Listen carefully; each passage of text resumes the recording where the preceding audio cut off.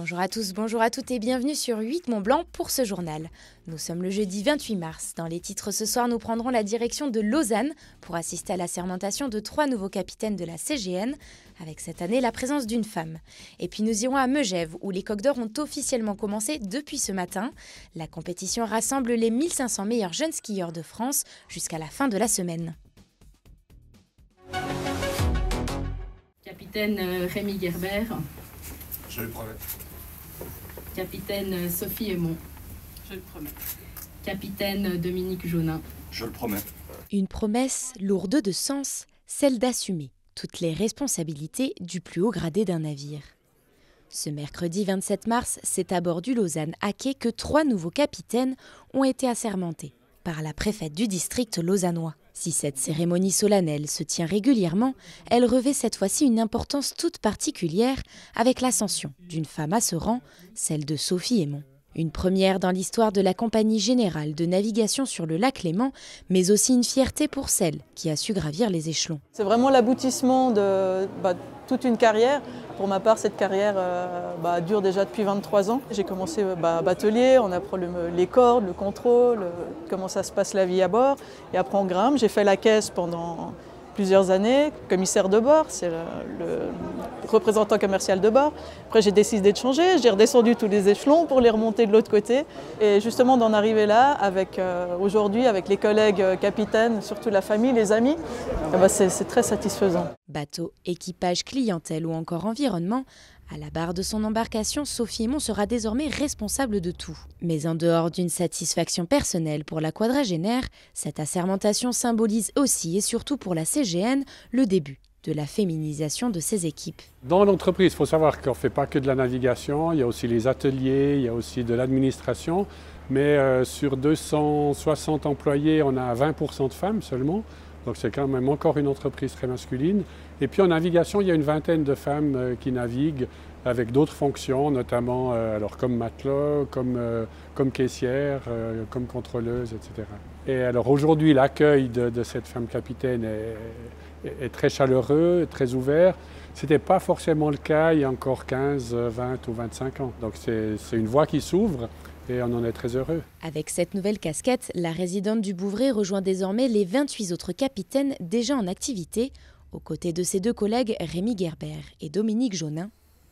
Ils commenceront officiellement à naviguer en tant que seul maître à bord à l'issue du week-end de Pâques.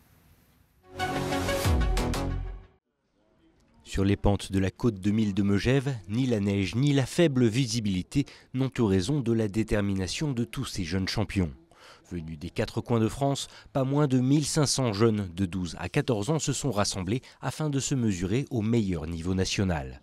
Un état d'esprit de combattant nécessaire si l'on veut marquer les esprits pour la suite de sa carrière. Je pense que j'ai quand même un bon niveau, que je peux aller en finale. Mais après, le ski, c'est comme ça, hein. Il y a une petite faute, ça peut te faire sortir et là, c'est fini. Mais c'est la vie. Malgré leur jeune âge, c'est avec une maturité certaine que tous ces compétiteurs se sont élancés sur les pistes des différentes épreuves proposées. Des tracés volontairement exigeants dont les difficultés se sont vues exacerbées par les conditions météo dignes d'un vrai hiver d'antan. Un challenge à la hauteur des ambitions de la jeune génération qui s'était préparée pour l'occasion. Compliqué, pas trop, mais c'était quand même un peu technique. Surtout dans un endroit où il y avait un dévers, c'était en pente et il fallait, du coup, il y avait un tracé et du coup, quand on prenait une porte, il fallait qu'on remonte et ça a été très compliqué parce qu'il faut prendre de la vitesse et il faut bien essayer de passer bien près des portes pour bien réussir à prendre l'autre. Véritable porte d'entrée dans la sphère du ski de compétition, les Coqs d'Or sont un passage obligé pour tous les skieurs français. Une compétition au cours de laquelle se sont illustrés plusieurs grands noms de la discipline qui reviennent d'ailleurs avec plaisir rencontrer la jeune génération, des rencontres très attendues par de nombreux fans. Les enfants ne parlent que de Cyprien Sarrazin. Où est-il? Où est-il? On dirait le Père Noël. Mais Cyprien sera bien là avec nous. Et oui, les enfants, ils ont tous envie. Les interviews, quand on va vers eux, ils rêvent d'avenir. Ils rêvent de devenir membres des équipes de France, de porter très haut les couleurs. Il est vrai, par les résultats qu'on a enregistrés des équipes de France cette année, ça contribue bien sûr à la belle image.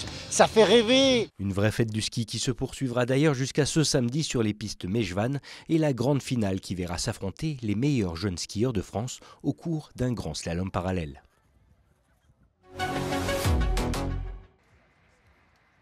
Qui dit inauguration dit coupé de ruban. Ce mercredi, le nouveau centre d'entraînement du FC Annecy n'a pas échappé à la règle. Ils étaient donc 7 sur la photo de famille pour immortaliser ce moment historique. Pour le club haut-savoyard, ce nouvel outil est une vraie avancée significative dans le projet de développement voulu par le président Sébastien Faraglia. Je vous rappelle que quand on est monté en Ligue 2, notre dernière année nationale, on s'entraînait sur le terrain de rugby d'Annecy-Lieu, le terrain de rugby de Métais, le terrain des corpos des CNR à Sénaux, le terrain du... Enfin, je ne vais pas vous faire la liste de tous les terrains sur lesquels on s'est entraîné, mais c'était pas viable. C'était pas tenable. Sans ce centre d'entraînement, le projet aurait capoté, très clairement. La destination d'Annecy ne fait pas tout. Alors, elle fait beaucoup. Elle fait beaucoup, mais les conditions de travail, c'est ce qu'il y a de plus important. Les joueurs sont très sensibles à ça, le staff aussi. Non, c'est un outil, c'est une aide à la performance. Je pense, c'est ce qui nous a permis de tenir l'année dernière. Opérationnel depuis août 2023, le centre d'entraînement COSEC, son nom officiel, regroupe toutes les composantes d'un vrai lieu de vie indispensable pour une structure professionnelle comme le FCA. Avec un bâtiment principal de plus de 500 mètres carrés, doté d'équipements modernes et de terrains en pelouse naturelle, le FC Annecy change de dimension. Je dirais que ça me fait bizarre déjà parce que je me souviens quand j'étais petit de comment c'était en fait. On venait jouer là sur le terrain d'à côté, il y avait du rugby ici. Donc moi j'ai vraiment des images de ma jeunesse où rien n'était comme ça. Donc ça fait un gros bouleversement déjà de paysage. Pour moi ça change beaucoup dans la qualité du travail et dans la façon de l'aborder et sur tout ce qui est mis en œuvre en tout cas pour que le groupe puisse travailler efficacement et que l'équipe et le groupe continuent à progresser comme le club.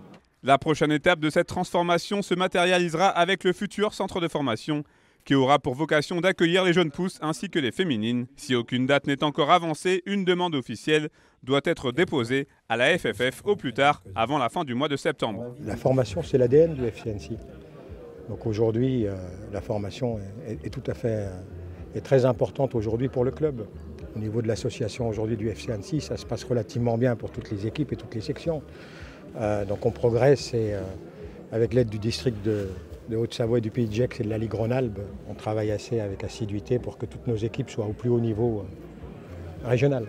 En attendant un troisième terrain avec une pelouse synthétique qui permettrait aux joueurs de Laurent Guyot de s'entraîner toute l'année par tous les temps, les regards sont tournés vers le sprint final et le maintien en Ligue 2.